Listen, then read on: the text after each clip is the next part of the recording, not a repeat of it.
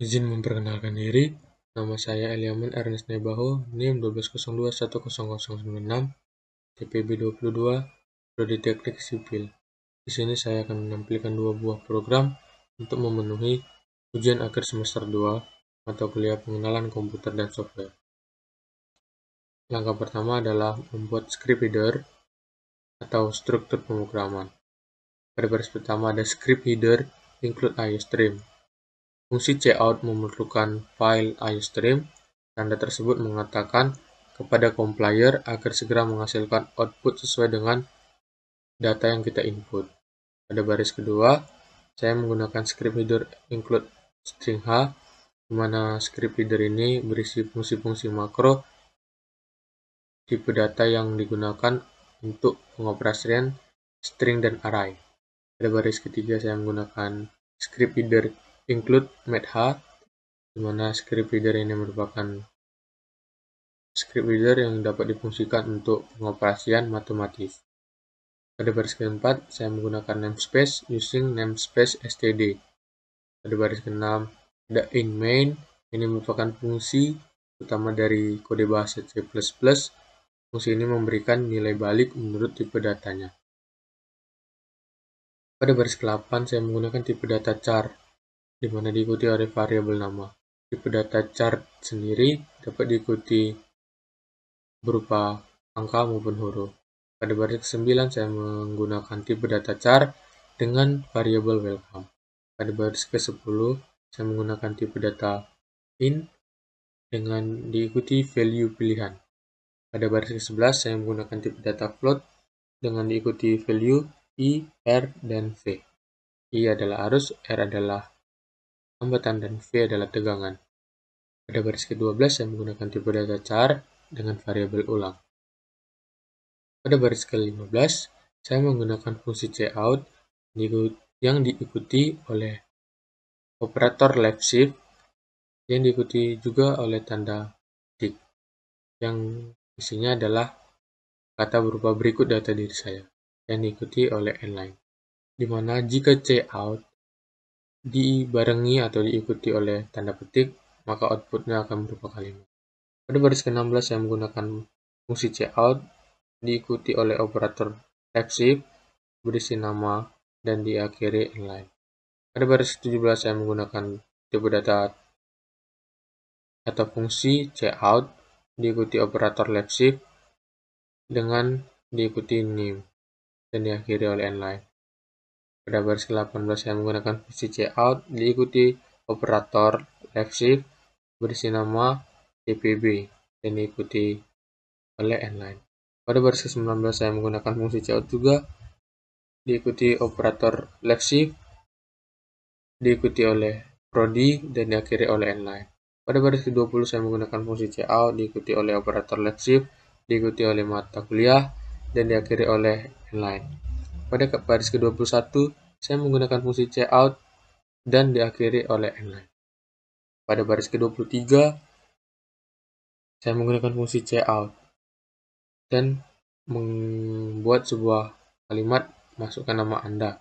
Maka kalimat ini akan muncul pada outputnya nanti dan diakhiri oleh inline. Pada baris ke-24, ada chain.getLine, di mana ini akan menginput sebuah kata atau kalimat dapat berupa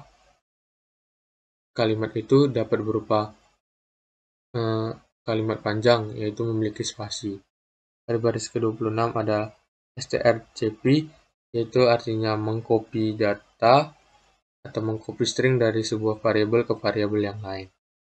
Pada baris ke-27 ada saya menggunakan fungsi cout diikuti oleh operator left shift, diikuti variabel welcome, dan diikuti lagi operator left shift. Pada baris ke-29 saya menggunakan fungsi cout diikuti operator left shift dan diikuti juga oleh inline, di mana sebenarnya fungsi cout ini bisa diletakkan pada nomor 34, namun saya ingin membuat variasi saja. Pada baris 30 saya menggunakan fungsi cout diikuti operator left shift dibarengin oleh kalimat selamat datang di program fisika materi hukum Ohm dan diakhiri oleh inline. Pada baris ke-31 saya menggunakan fungsi cout dan diikuti oleh operator left shift dengan berupa kalimat 1 menghitung nilai tegangan dan diakhiri oleh inline. Begitu juga dengan sampai pada baris ke-33.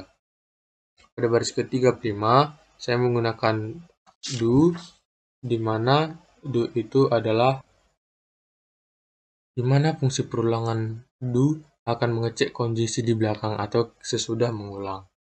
Pada baris ke-36 saya menggunakan kembali fungsi cout diikuti operator left shift dan diakhiri oleh inline.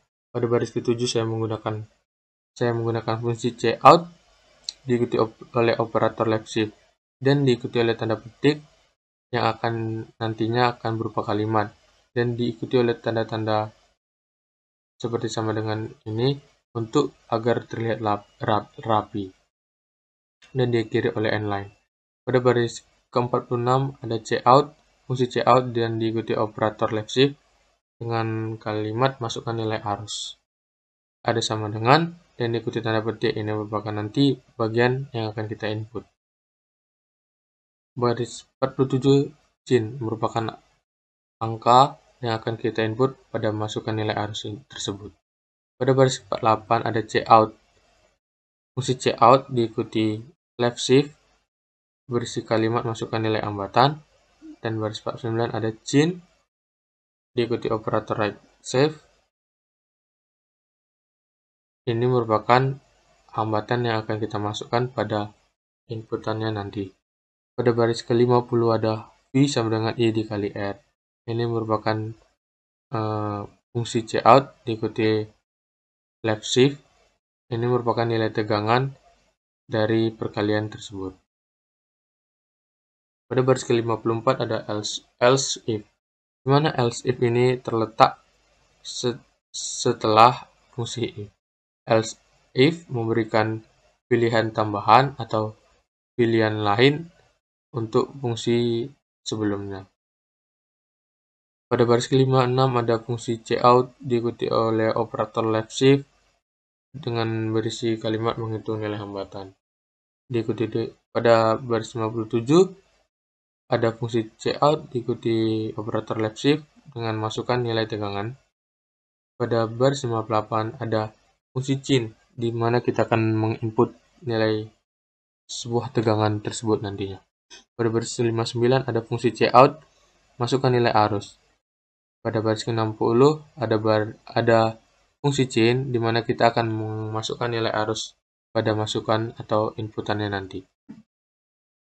Pada baris 61 ada R sama dengan V per I, di mana ini merupakan operator atau rumus pada baris ke-62. Pada baris ke-65 ada else if juga memberikan pilihan lain, yaitu menghitung nilai arus listrik. Pada baris 67 diikuti fungsi cout yang berisi menghitung nilai arus listrik diakhiri oleh inline. Baris 68 fungsi cout diikuti operator left shift berisi masukkan nilai tegangan, di mana baris 69 ada pada baris ke-72 ada rumus untuk menghitung arus listrik yaitu V per R. Pada baris ke-73 ada fungsi cout diikuti dengan operator left shift dengan kalimat nilai arus listrik adalah diikuti dengan sama dengan ada tanda petik left shift diikuti oleh variabel I lagi diikuti left shift, dimana ini nanti kita akan menginput sebuah angka untuk nilai arusnya. Pada baris ke-76 saya menggunakan fungsi cout diikuti operator left shift dan ada kalimat apakah Anda ingin mengulang, ya atau tidak. Pada baris ke-7 masukkan nama.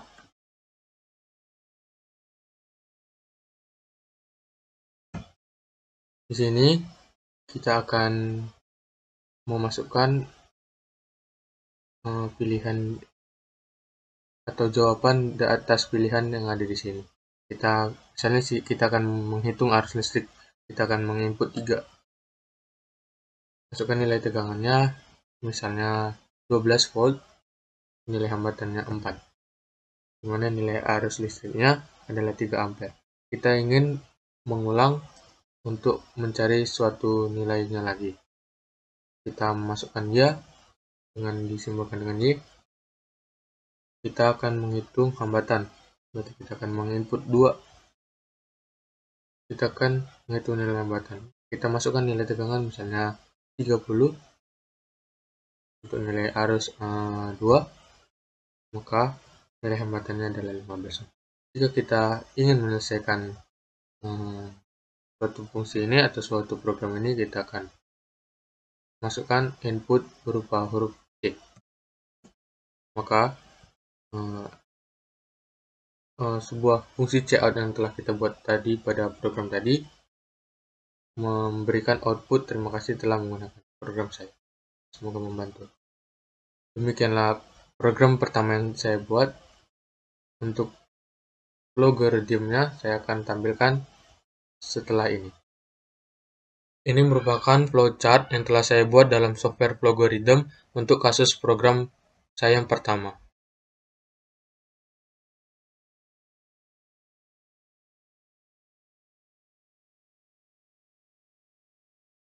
Di sini saya akan mencoba merun flowchart yang telah saya buat apakah berhasil atau tidak. Ternyata flowchart yang telah saya buat berhasil. Di sini pada tampilan konsol terdapat output selamat datang di program fisika materi hukum Ohm. Itu berasal pada output yang telah kita masukkan melalui flowchart kita tadi. Kemudian menghitung nilai tegangan ada di sini, untuk menghitung nilai hambatan ada di sini, untuk menghitung nilai arus listrik ada di sini, dan untuk masukkan pilihan ada di sini. Lalu kita akan memasukkan pilihan. Yang pertama kita akan memasukkan pilihan untuk menghitung nilai tegangan. Maka kita akan menginput 1. Untuk menghitung nilai tegangan merupakan arus listrik dikali hambatan. Maka kita memasukkan nilai arus listriknya sebesar misalnya 12 ampere, nilai hambatannya 4 ohm, maka tegangannya adalah 48 volt. Jika kita ingin mengulang atau mencoba perhitungan lain, kita bisa memilih antara ya dan tidak dengan disimbolkan ya dengan Y, tidak dengan T. Kita akan mencoba perulangan lagi, Y. Di sini kembali diperlihatkan output selamat datang di program fisika materi hukum Ohm, menghitung nilai tegangan, menghitung nilai hambatan, dan menghitung nilai arus listrik. Di sini kita akan mencoba untuk menghitung nilai hambatan. Kita masukkan nilai tegangan misalnya 50. Nilai arus listriknya kita masukkan 5. Maka nilai hambatannya adalah 10 ohm karena rumus dari hambatan adalah tegangan dibagi arus listrik. Jika kita ingin menyudahi suatu program yang telah kita run, maka kita akan menginput huruf T karena huruf T tersebut telah saya simbolkan sebagai tidak. Demikian flowchart untuk program saya yang pertama. Program kedua yang saya buat adalah program untuk menghitung mol, konsentrasi larutan, dan volume gas. Langkah pertama yang saya lakukan adalah membuat struktur pemrograman. Pada baris pertama, saya menggunakan script header include IOStream. Saya menggunakan script header tersebut karena fungsi cout memerlukan file IOStream. Tanda tersebut mengatakan kepada compiler agar segera mengeluarkan output atas input data yang kita lakukan. Pada baris kedua, ada script header include string H. Saya menggunakan script header ini karena script header ini berisi fungsi-fungsi makro dan tipe data yang digunakan untuk pengoperasian string dan array. Pada baris ketiga, saya menggunakan script header include math.h. Saya menggunakan script header ini karena saya akan melakukan pengoperasian secara matematis pada program saya. Pada baris keempat, saya menggunakan namespace using namespace std. Pada baris keenam, ada in main, ini merupakan struktur pemrograman. Pada baris ke-8 hingga baris ke-25, ini merupakan bahasa pemrograman untuk data diri saya. Pada program pertama saya telah jelaskan. Oleh sebab itu saya akan beralih menuju baris ke-27. Pada baris ke-27 ada fungsi cout. Saya menggunakan fungsi cout yang diikuti oleh operator left shift dan diakhiri oleh nline. Sebenarnya pada baris ke-27 ini bisa kita buat pada baris ke-34. Namun saya lebih menyukai memberikan fungsi cout pada baris ke-27. Pada baris ke-28 saya menggunakan tipe data integer dengan variabel x, y, z, k, l. Pada baris ke-29 saya menggunakan tipe data float dengan variabel n, di mana n ini akan kita masukkan atau kita input data berupa angka yang disimbolkan dengan i. Begitu juga dengan m dan mr. Pada baris ke-30 saya menggunakan tipe data float dengan variabel m, di mana m ini akan diisikan atau diinput data berupa angka yang disimbolkan dengan i. Kemudian pada baris ke-31 saya menggunakan tipe data float, di mana variabelnya adalah p, di mana p ini akan diisikan input data berupa angka yang disimbolkan dengan j. Kemudian pada baris ke-32 ada float. Saya menggunakan tipe data float dengan R sama dengan 0,082. Ini merupakan konstanta. Pada baris ke-33 saya menggunakan tipe data string dengan variabel berupa pilih. Kemudian pada baris ke-35 saya menggunakan fungsi cout diikuti dengan operator left shift diikuti dengan tanda petik dengan perintah masukkan banyak percobaan, di mana yang jika cout diikuti tanda petik maka outputnya akan berupa kalimat.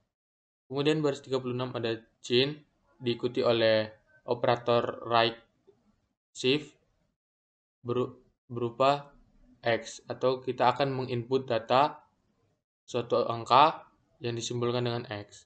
Kemudian pada baris ke-37 saya menggunakan fungsi cout yang diikuti oleh operator left shift yang diakhiri oleh nline. Pada baris ke-39 saya menggunakan fungsi perulangan for, di mana saya membuat i harus sama dengan 1, di mana x lebih besar sama dengan i. I ini akan bisa dimasukkan input data melebihi angka 1, melebihi 1.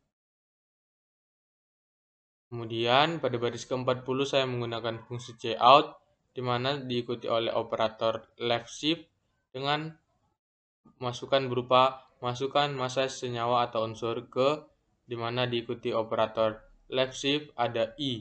I ini adalah input angka yang akan kita lakukan saat merun program ini. Kemudian ada fungsi chain, kita akan menginput data saat program telah dijalankan dengan variabel m, dan i ini merupakan angka yang akan kita input. Pada baris ke-42 saya menggunakan fungsi cout diikuti oleh operator left shift dengan masukkan massa molekul relatif senyawa atau unsur ke, kembali seperti pada baris ke-40 kita akan menginput data berupa angka yang disimbolkan dengan i. Kemudian pada baris ke-43 kita membuat bahasa program chain diikuti oleh operator right shift, di mana variabelnya mr. Mr itu berupa angka yang disimbolkan dengan i. Kemudian baris ke-44 ada variabel n, di mana n ini kita input berupa angka yang disimbolkan dengan i, dan n ini merupakan rumus di mana molaritas yang diinputkan data dengan i dibagi dengan massa relatif, yang juga input datanya berupa angka yang disimbolkan dengan i. Pada baris ke-46 saya kembali menggunakan fungsi perulangan for, di mana saya menyimbolkan k itu sama dengan 1, di mana k lebih kecil sama dengan x dan k bisa kita input data lebih dari 1 atau angkanya lebih dari 1. Pada baris ke-47, saya membuat fungsi cout yang diikuti oleh operator left shift, di mana saya memasukkan output berupa hasil perhitungan jumlah yang didapat pada senyawa ke, diikuti operator left shift, diikuti lagi huruf K, dan diikuti oleh operator left shift. Dimana saat kita menginput data berupa angka, maka hasil perhitungannya akan muncul yang disimbolkan dengan K.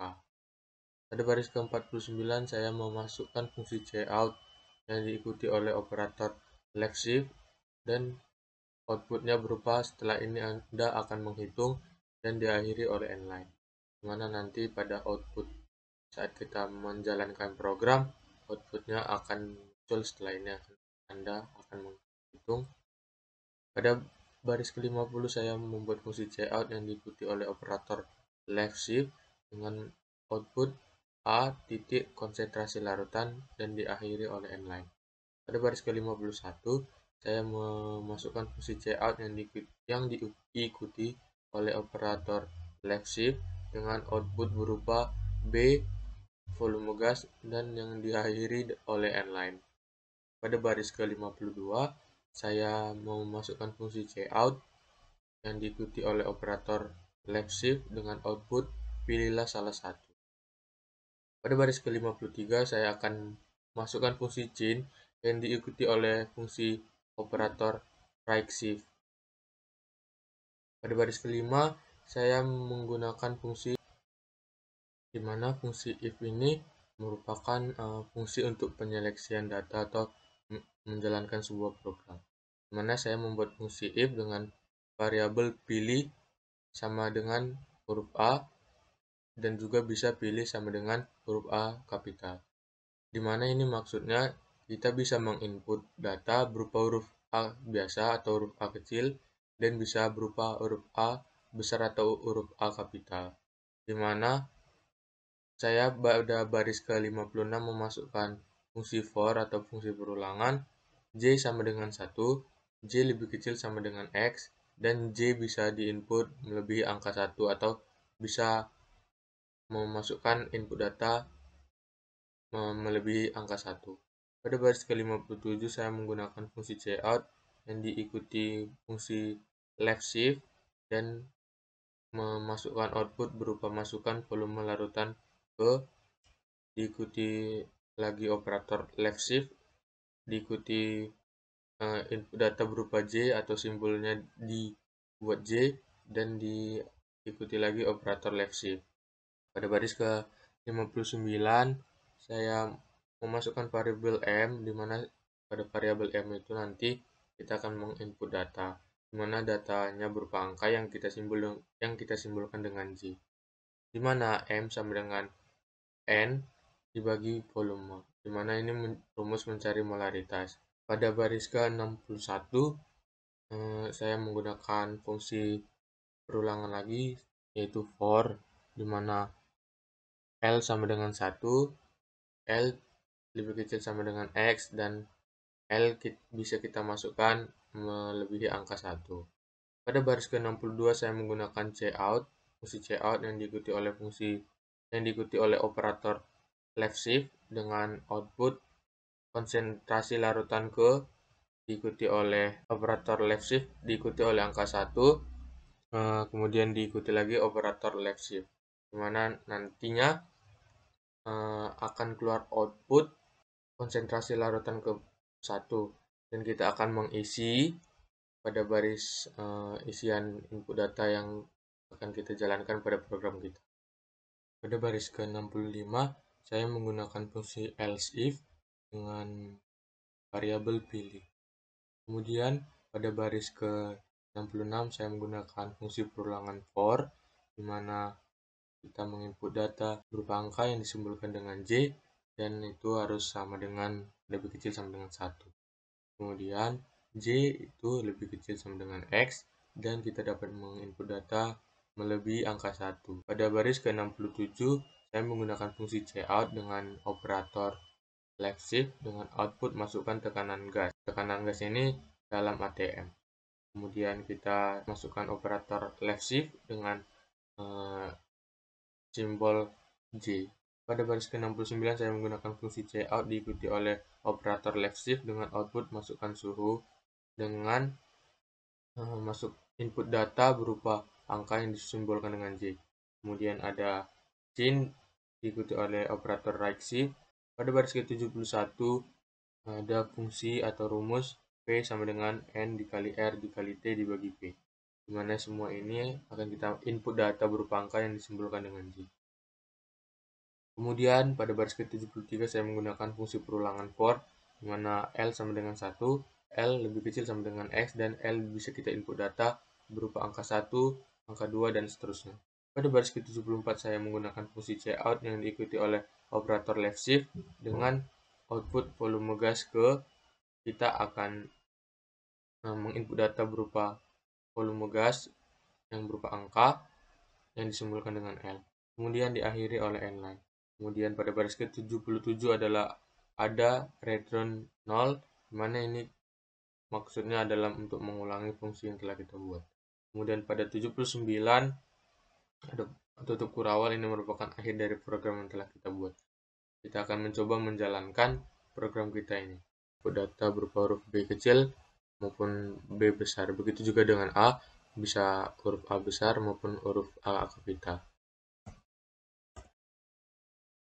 Di sini kita diminta untuk menginput data tekanan gas karena kita memilih untuk menghitung volume gas. Kita misalkan tekanan gasnya 20, suhunya dalam Kelvin 273, kemudian tekanan gas kedua kita misalkan 30, dan suhu keduanya adalah 300. Tekanan gas ketiga kita masukkan 40, sedangkan suhu ketiganya kita masukkan 330. Dapat kita temukan bahwa volume gas pertama adalah 3,357, volume gas kedua 2,73, dan volume gas ketiga adalah 1,14. Setelah ini saya akan menampilkan flowchart yang telah saya buat dalam software Flowgorithm. Ini adalah flowchart dari program kedua yang telah saya buat.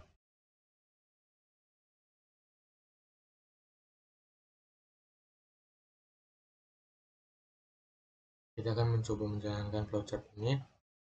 Pada tampilan konsol akan terlihat output program kimia dasar, konsentrasi larutan, dan volume gas. Kita masukkan banyak percobaan, misalnya 2. Masa yang pertama ada 40 misalnya, yang kedua ada 6. Tampil MR unsur pertama itu misalnya 10. Masa kedua kita misalkan 70, dan masa relatifnya 20. Maka hasil perhitungan jumlah zat pada senyawa pertama adalah 4 dan senyawa kedua adalah 2,8. Setelah ini tampil output berupa setelah ini Anda akan menghitung, kita diberi pilihan. Maka kita misalnya memilih B. Kita masukkan tekanan gas pertama misalnya 12, suhunya dalam Kelvin misalnya 300, kemudian masa tekanan gas kedua 60 atau 25, dan suhunya 430. Maka volume gas yang pertama adalah 8,2 dan volume gas kedua adalah 3,94. Demikian tugas yang telah saya buat, program pertama dan program kedua, beserta Flowgorithm atau flowchart-nya. Sekian, mohon maaf masih ada kekurangan. Demikianlah, terima kasih.